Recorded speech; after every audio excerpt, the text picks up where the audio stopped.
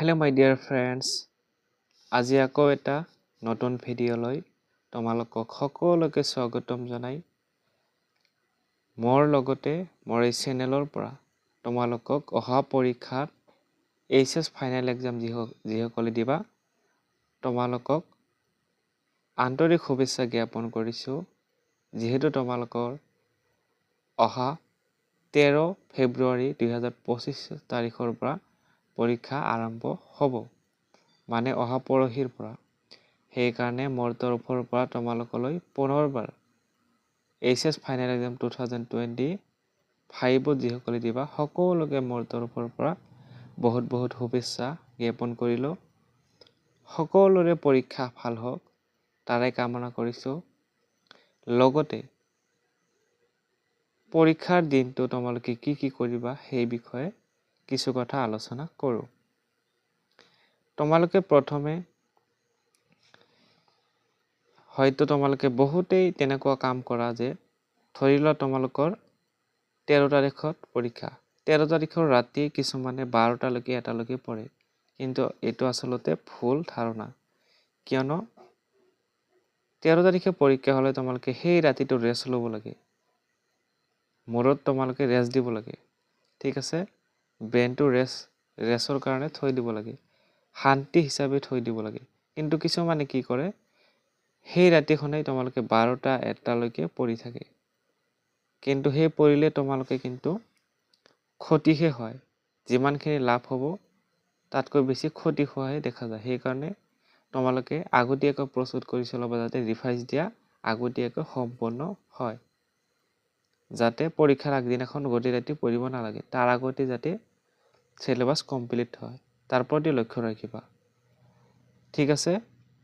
এতিয়া 1 নম্বৰত তোমালোকে চাবা 1 নম্বৰৰ কামটো হৈছে তোমালোকৰ যে ৰাতিপুৱা উঠিবা তোমালোকে উঠি যিখিনি ডকুমেন্ট ভাত সাত খাবা তাৰ পিছত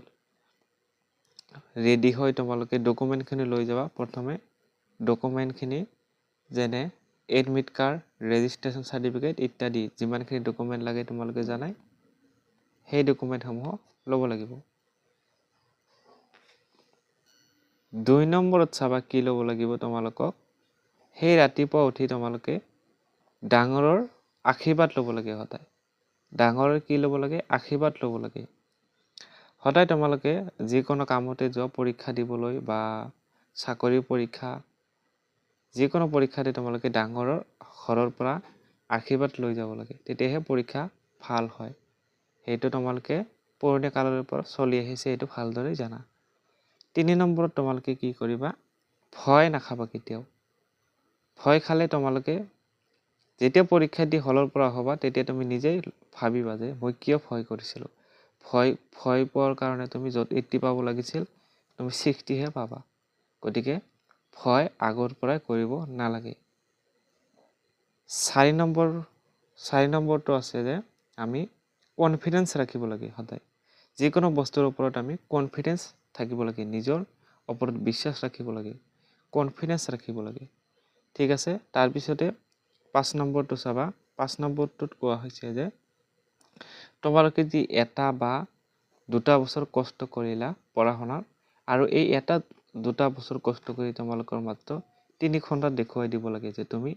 এটা দুটা বছৰত 365 দিনত কি কৰিলা সেইটো মাত্ৰ 3 ঘণ্টাত দেখুৱাই দিব লাগে গতিকে সেই সময়খিনি কিমানখিনি গুৰুত্বপূৰ্ণ তোমালোকে নিজে ভাবি চোৱা সেইখিনি কথাই কোৱা হৈছে যে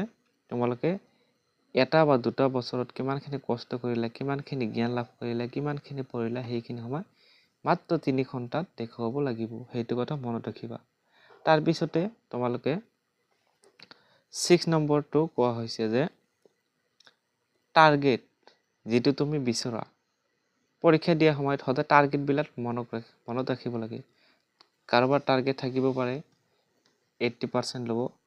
80% পালে স্কুটি পাব কাৰোবাৰ টাৰ্গেট 70% কাৰোবাৰ টাৰ্গেট 90% গতিকে তোমালোকে নিজৰ টাৰ্গেটৰ কথা সদায় চিন্তা কৰিবা যে মই 80% পাব লাগিব 90% পাব লাগিব 70% পাব লাগিব যিমান তুমি বিচাৰা পাৰ্চেন্টেজটো সেই পাৰ্চেন্টেজটো তুমি সদায় মূৰত মনত ৰাখিব লাগিব আৰু পঢ়িব লাগিব। ইতিমধ্যে পঢ়িছা, কিন্তু পৰীক্ষাৰ আগদিনাখন তোমালোকে কি কৰিবা, এইখিনি কথা মনত ৰাখিবা। তাৰপিছতে চাবা 7 নম্বৰত কোৱা হৈছে যে কুৱেশ্যন পেপাৰ সলিউশ্যন তোমালোকে সম্পূৰ্ণ প্ৰক্ৰিয়াটো কৰিব লাগিব। অৰ্থাৎ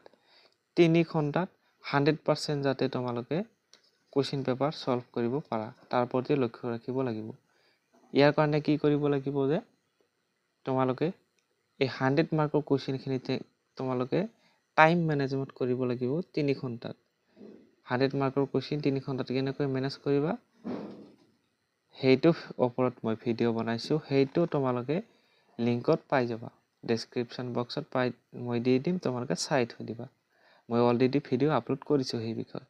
এই 7টা পইণ্ট তোমালোকে মনত ৰাখিলে মই ভাবোঁ তোমালোকৰ পৰীক্ষা ভালেই হ'ব।